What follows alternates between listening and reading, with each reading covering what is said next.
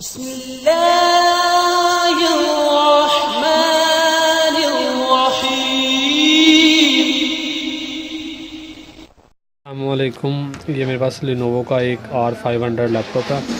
इसमें जो प्रॉब्लम है वो ये लोगो पे हैंग हो जाता है। इसमें कुछ भी कैप्स लॉक वगैरह काम नहीं करते। तो अभी हम इसे चेक करते हैं कि इसमें क्या प्रॉब्लम हो सकती है। फ़र्स्ट ऑफ ऑल मैं डीसी पावर सप्लाई है, इसको पावर दूंगा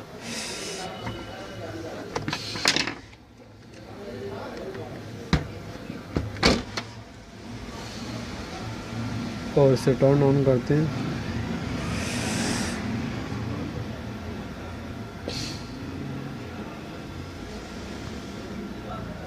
ये लोगो पे हैंग हो गया। इसमें अब कुछ भी काम नहीं करेगा इसका कैप्स लॉक वगैरह। तो इसमें जो प्रॉब्लम आ सकती है वो इसमें कोई शॉर्टेज की वजह से आ सकती है। जिस तरह बाद औक़ात आपका रूम जो है वो शॉर्ट हो जाता है तो हार्डवेयर में प्रॉब्लम आ जाती है, या कुछ भी कुछ छोटी मोटी चीज़ शॉर्ट हो जाने की वजह से बायोस की प्रॉब्लम हो तब भी लोगों पे हैंग हो जाता है, बायोस आपकी करप्ट हो गई हो।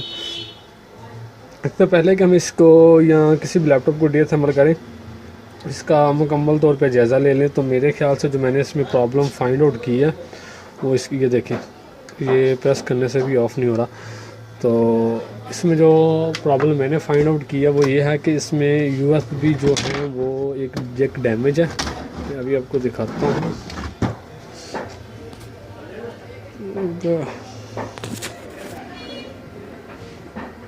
हाँ, अगर वो आपको ठीक तरह से दिख रहा हो,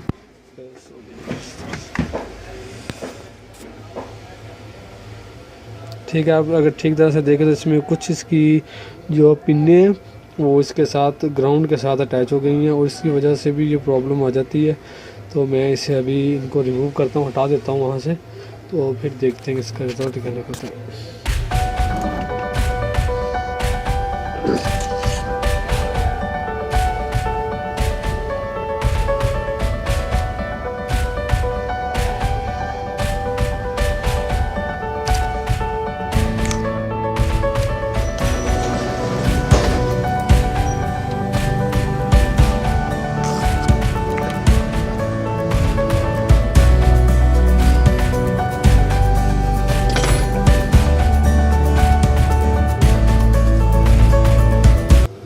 अगर इसमें बाज़ औक़ात लेनोवो के जो सिस्टम है या IBM के, उनमें आ जाता है USB over current sense system shut down with in 5 second.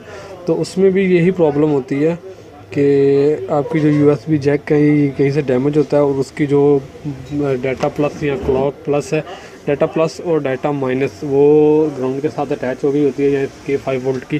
तो तब भी ये प्रॉब्लम आ जाती है। मैंने इसे अभी ठीक तरह से रिमूव हटा दिया। तो इसे अभी देख लेते हैं टर्न ऑन करके।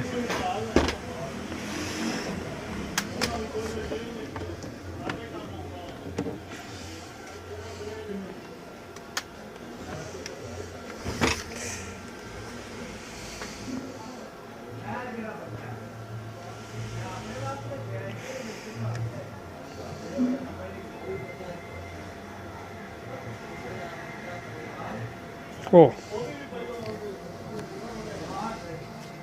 ठीक है जी, इसमें ये अब टर्न ऑन हो गया। इसमें किसी किस्म का कुछ भी प्रॉब्लम नहीं है, ठीक है। और ये प्रॉपरली काम कर रहा है। मतलब कि अगर आपका कोई लैपटॉप इस तरह से लोगों पे हैंग हो रहा है या कोई छोटी मोटी प्रॉब्लम कर रहा है तो सबसे पहले उसे ये देख लें। बाज़ औक़ात ये होता है कि हम सीधे से मदरबोर्ड को ओपन कर लेते हैं, उस पर वर्किंग स्टार्ट कर लेते हैं, हम पे एक जुनून सा सवार हुआ होता है। तो इस तरह नहीं करना। सबसे पहले मदर को बोर्ड को ठीक से देख लें, इससे लैपटॉप को कहीं से कुछ डैमेज तो नहीं है। कोई पार्ट अगर ओपन करें तो साथ साथ चेक भी करते जाए स्टेप बाय स्टेप, ताकि एज सुन एज पॉसिबल जो है ना वो फॉल्ट फाइंड आउट हो जाए। बाज़ औक़ात इस तरह होता है कि पावर ऑन नहीं हो रही तो आपका कीबोर्ड जो है ना वो प्रॉब्लम कर रहा था, उसकी वजह से भी कीबोर्ड की लैपटॉप की पावर ऑन नहीं होती। तो आप वो सारा डीएसएमएल कर लेते हैं। जब वो दोबारा डीएसएमएल कर लेते हैं, ऑन करते हैं तो वो ऑन हो जाता है। लेकिन आप जैसे ही उसे मुकम्मल बंद करते हैं वो फिर सेम प्रॉब्लम है। इस तरह का आप एक चीज़ को रिमूव करें तो उसके बाद लैपटॉप को चेक कर लें, ताकि फ़ॉल्ट जो है वो आसानी से फाइंड आउट हो जाए और इसमें किसी किस्म की प्रॉब्लम ना रहे बाद में। शुक्रिया।